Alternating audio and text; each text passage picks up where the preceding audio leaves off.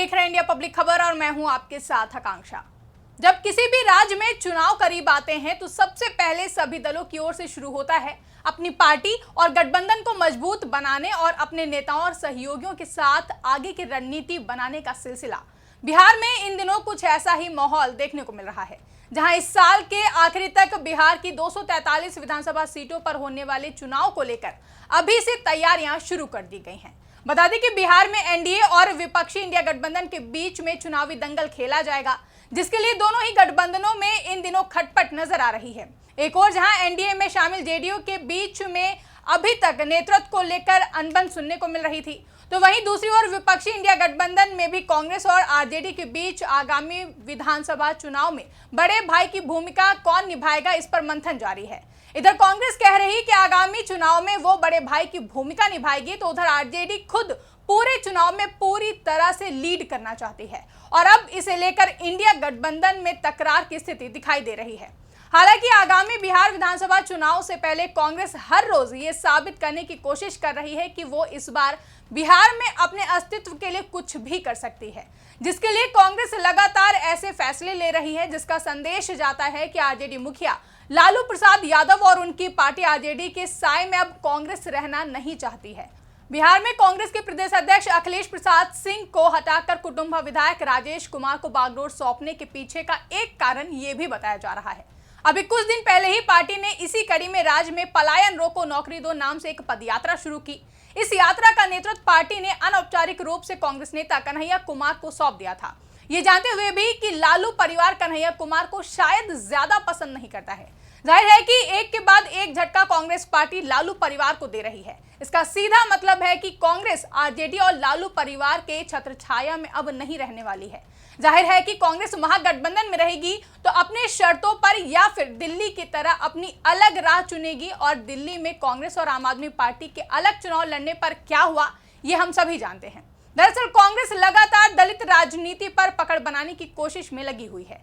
दलित कभी कांग्रेस के core voter रहे हैं। जिस तरह 2024 के लोकसभा चुनावों में दलितों ने कांग्रेस का साथ दिया, उससे यही लगता है कि कांग्रेस के सहयोगी दलों को सावधान हो जाना चाहिए। यूपी और बिहार में कांग्रेस के पतन होने के चलते दलित vote Bahujan Samaj party, Samajwadi party, RJD, JDU के साथ चले गए थे। लेकिन जिस तरह से कांग्रेस सांसद राहुल गांधी हर मंच पर दलितों और ओबीसी के हितों का मुद्दा उठा रहे हैं, उससे एक संदेश तो गया ही है कि दलितों के असली शुभचिंतक कांग्रेस ही है। बता दें कि कांग्रेस सांसद राहुल गांधी पूरे देश की तरह बिहार में भी संविधान बचाओ रैलियों में शामिल होते रहे हैं।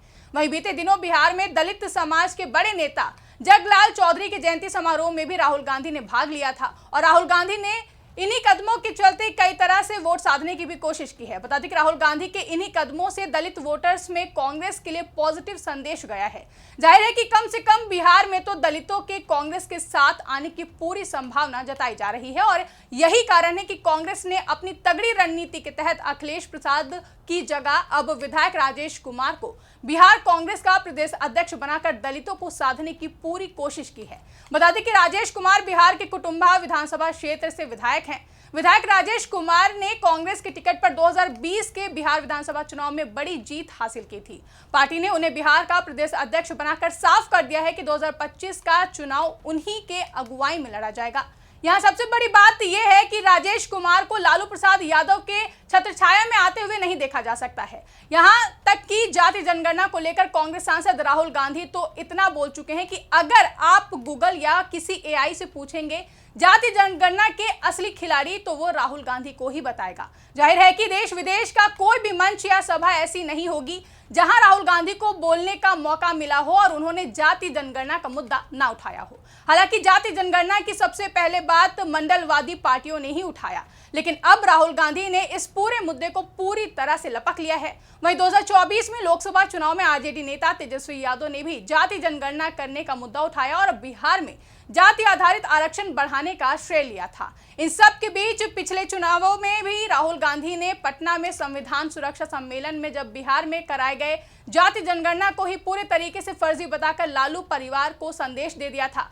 वहीं राहुल गांधी के बयान से तेजस्वी यादव के दावे पर सवाल तो खड़ा ही होता है। वहीं कांग्रेस ने जिस तरह से तेलंगाना में जाति जनगणना करा कि ओबीसी आरक्षण बढ़ाने का दावा किया है, उसके बाद माना जा रहा है कि इसका असर आगामी बिहार विधानसभा चुनाव में जरूर पड़ेगा। जाहिर है कि आगामी बिहार विधानसभा चुनाव में अगर कांग्रेस अलग चुनाव लड़ती है तो यह आरजेडी के लिए काफी मुश्किलें खड़ा करने वाला है। और इस तरह की चर्चाएं कांग्रेस की ओर से कांग्रेस नेता कन्हैया कुमार और पूर्णिया सांसद पप्पू यादव को बिहार में एक्टिव करने के बाद से ज्यादा उठ रही हैं। कथित तौर पर कन्हैया कुमार और पप्पू यादव से लालू यादव का परिवार बहुत पहले से ही ज्यादा उन लोगों को पसंद नहीं करता है। ऐसा क्यों है, ये समझ से परे है। हालांकि माना तो यह भी जा रहा है कि आरजेडी मुखिया लालू प्रसाद यादव नहीं चाहते हैं कि बिहार की राजनीति में तेजस्वी यादव के मुकाबले कोई भी खड़ा हो। शायद यही कारण है कि कन्हैया कुमार और पप्पू यादव को वो उभरने नहीं देते हैं।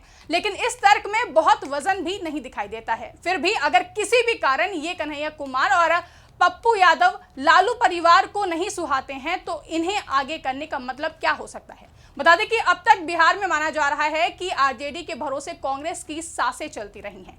2020 के विधानसभा चुनाव में आरजेडी ने कांग्रेस को 70 सीटें देने का काम किया था। हालांकि इन 70 विधानसभा सीटों में से कांग्रेस महज 19 सीटों पर ही जीत दर्ज कर पाई थी, जिसके बाद कहा जाने लगा कि अगर कांग्रेस को कम सीटें दी गई होती तो 2020 में बिहार में महागठबंधन की सरकार बनी होती। हालांकि इस दावे पर हाल ही में कांग्रेस की ओर से कहा गया कि यह बिल्कुल गलत है कि पिछली बार कांग्रेस की वजह से बिहार में महागठबंधन की सरकार नहीं बनी। हाल ही में मीडिया से बात करते हुए पूर्णिया सांसद पप्पू यादव ने आरजेडी पर निशाना साधते हुए कहा था कि यह बिल्कुल गलत है कि पिछली बार कांग्रेस की वजह से बिहार में महागठबंधन की सरकार नहीं बनी। आपने बीजेपी वाली सीट कांग्रेस को दी, 45 वो सीटें दी जिस पर आरजेडी भी कभी जीत नहीं सकी थी। आप वो 70 सीटें ले लीजिए और हम जो 70 सीटें चाहते हैं वो 70 सीटें हमें दें। कांग्रेस हमेशा बड़े भाई की तरह काम करेगी, लेकिन भूमिका बराबरी की रहेगी। चुनाव में बराबरी रहेगी, लेकिन काम बड़े भाई के तौर पर करेगी। साफ है कि कांग्रेस ने जिस तरह से पूर्णिया सांसद पप्पू यादव और कांग्रेस नेता कन्हैया कुमार को अभी से सक्रिय कर दिया है, वो कहीं ना कहीं आगामी चुनाव में कांग्रेस के फेवर में रंग ला सकता है। पप्पू यादव को हल्के में लेने का नतीजा लोकसभा चुनावों में भी आरजेडी को महंगा पड़ा था और अब तो पप्पू यादव कांग्रेस के साथ हैं, तो जाहिर सी बात है कि आरजेडी के लिए पप्पू यादव आगे और भी मुश्किलें खड़ी कर सकते हैं। जबकि बिहार कांग्रेस के प्रभारी कृष्णा अल्लावरू कुछ दिनों पहले ही इशारों में ये संकेत दे चुके थे कि बिहार में जल्द ही नेतृत्व परिवर्तन हो सकता है। कुछ दिनों पहले ही उन्होंने पटना एयरपोर्ट पर 2 टूक कह दिया था कि कांग्रेस अब बिहार में ए टीम बनकर काम करेगी। बता दें कि बिहार में कांग्रेस के पूर्व प्रदेश अध्यक्ष अखिलेश प्रसाद सिंह के आरजेडी मुखिया लालू प्रसाद यादव से नजदीकी छिपी हुई नहीं है। याद हो तो बिहार के सीएम नीतीश कुमार से नजदीकियों के चलते ही तत्कालीन डिप्टी सीएम सुशील मोदी को बीजेपी ने किनारे लगाया था, क्योंकि बीजेपी भी बिहार में छोटा भाई बनकर नहीं रहना चाहती थी। जिसके बाद माना जा रहा है कि ठीक उसी तरह अब कांग्रेस भी बिहार में लालू प्रसाद यादव की छत्र छाया से बाहर निकलना चाहती है।